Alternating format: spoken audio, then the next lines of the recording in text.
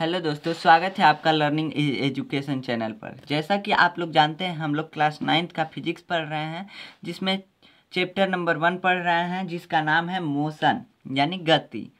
अब हमने पिछले लेक्चर में हम इसके 9 लेक्चर पढ़ चुके हैं और 9 नंबर लेक्चर में हमने देखा था कि त्वरण क्या होता है, एक्सेलरेशन क्या होता है, एक्सेलरेशन यानी त्वरण क्या होता है। तो उसमें हमने देखा था वेग में परिवर्तन की दर को त्वरण कहते हैं, यानी एक समय में कितना वेग परिवर्तन हो रहा है, कितना वेग घट रहा है या बढ़ रहा है।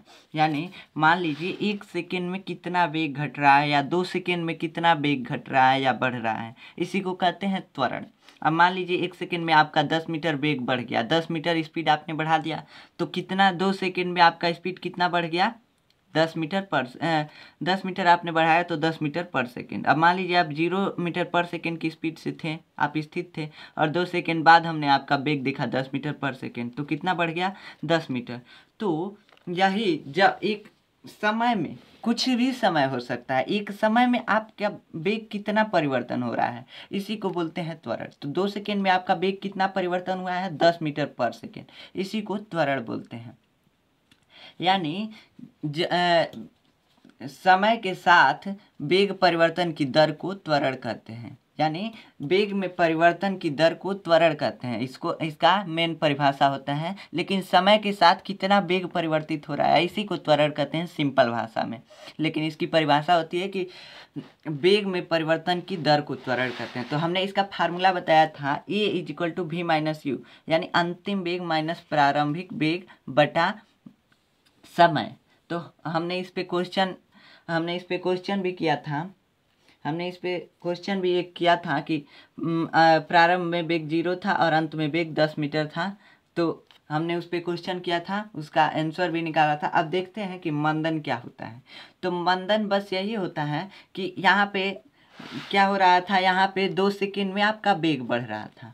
अब मंदन में क्या होगा, अब यहाँ पे मान लीजिए इस बिंदु पे हमने आपका वेग देखा 10 मीटर पर सेकेंड, 10 मीटर पर सेकेंड।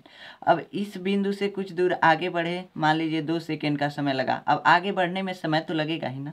यहाँ से हम देखें 0 सेकेंड पे हमने देखा, अब 1 सेकेंड पे भी आप मान सकते हैं, 1 सेकेंड पे हमने देखा कि आपका वेग 10 मीटर पर सेकेंड था। अब 2 सेकेंड बाद हमने देखा, तो 2 सेकेंड बाद कितना सेकेंड हो जाएगा, 3 सेकेंड हो जाएगा। 3 सेकेंड पे हमने देखा आपका वेग, तो आपका वेग हमने देखा 7 मीटर पर सेकेंड, 7 मीटर पर सेकेंड। तो 2 सेकेंड में आपका, अब इन दोनों के बीच का अंतर कितना है, 2 सेकेंड आया ना, 2 सेकेंड, यानी 2 सेकेंड बाद हमने देखा था आपका वेग। यहाँ से इस बिंदु पे जिस समय पे देखा था, उस बिंदु पे उस समय के 2 सेकेंड बाद हमने इस बिंदु पे देखा, तो आपका वेग 7 मीटर पर सेकेंड था।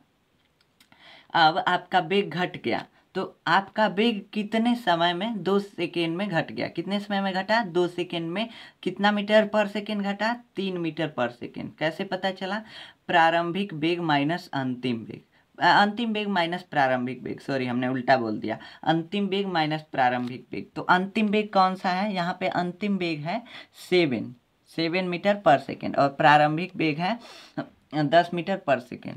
तो इसका फार्मूला हमने कल देखा था, A=v-u/t। तो ये त्वरण ही है, यह बस इसको नाम देते हैं मंदन। त्वरण भी कहते हैं, लेकिन इसका एक और नाम है जिसे मंदन कहते हैं। तो अंतिम वेग कितना हमने देखा है, 7 मीटर, यानी अंत में हमने वेग इसका देखा है 7 मीटर, जहाँ अंत में देखे थे। तो 7 मीटर पर सेकेंड और माइनस 10 मीटर पर सेकेंड, 10 मीटर पर सेकेंड प्रारंभ में देखा है हमने, तो प्रारंभिक वेग और बटा समय कितना, 2 सेकेंड। कितना समय लगा है, 2 सेकेंड, 2 सेकेंड।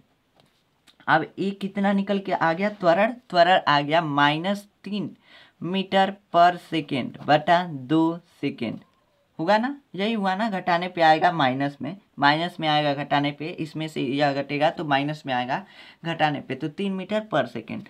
अब इसको छोटा करेंगे, यानी भाग देकर छोटा करेंगे, भाग देने तो आप लोग को आता ही होगा, तो आएगा कितना आएगा, 1.5 माइनस में आएगा, माइनस में आएगा। क्यों, क्योंकि प्रारंभिक वेग से अंतिम वेग कम है, यानी प्रारंभ में जितना हमने वेग देखा था उससे अब वेग कम हो रहा था अंत में, तो इसलिए माइनस में आ रहा है। अब मान लीजिए 7 में से 10 घटाएंगे तो कितना आएगा, आएगा ना -3, तो वही माइनस में लिखते हैं -1.5 मीटर पर सेकेंड स्क्वायर। अब हमने कल यूनिट इसका निकाल के बताया था कि पर सेकेंड स्क्वायर कहाँ से आता है। अब आप पिछला लेक्चर देख लीजिएगा, समझ में आ जाएगा।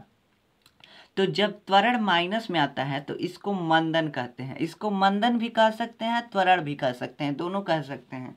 तो त्वरण ऋणात्मक भी हो सकता है और धनात्मक भी हो सकता है। जब ऋणात्मक होता है तो उसको मंदन कहते हैं, यानी निगेटिव होता है तो मंदन कहते हैं, रिटार्डेशन कहते हैं, रिटार्डेशन, इंग्लिश में रिटार्डेशन।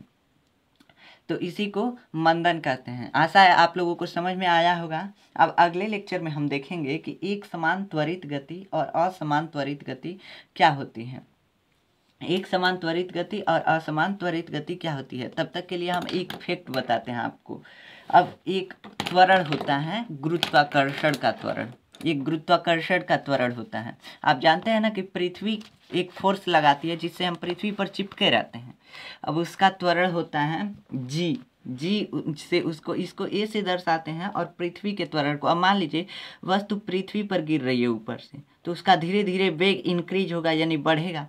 वो धीरे धीरे अपने स्पीड को बढ़ाते आएगी ना, छोड़ेंगे तो यहाँ पे 0 था, अब धीरे धीरे बढ़ते आएगा, बढ़ता आएगा, नीचे आएगा तो ज़्यादा हो जाएगा। और सबसे ज़्यादा पृथ्वी के जब करीब रहेगा, मान लीजिए यहाँ पे पृथ्वी है तो पृथ्वी के एकदम करीब रहेगा तब सबसे ज़्यादा होगा। तो यहाँ पे इस बिंदु से वेग बढ़ते जा रहा है ना, तो ये भी तो त्वरित हो रहा है ना, ये भी वस्तु त्वरित हो रहा है जब ऊपर से आप छोड़ रहे हैं, तो ये भी इसमें वेग में परिवर्तन हो रहा है, इसी को त्वरण कहते हैं ना। तो इसी त्वरण को हम जी से दिखाते हैं। यहाँ पे अगर ऐसे चलेंगे, पृथ्वी पे चलेंगे तो उसको ए से दिखाते हैं, और पृथ्वी से ऊपर से किसी वस्तु को छोड़ेंगे तो उसको जी से दिखाते हैं।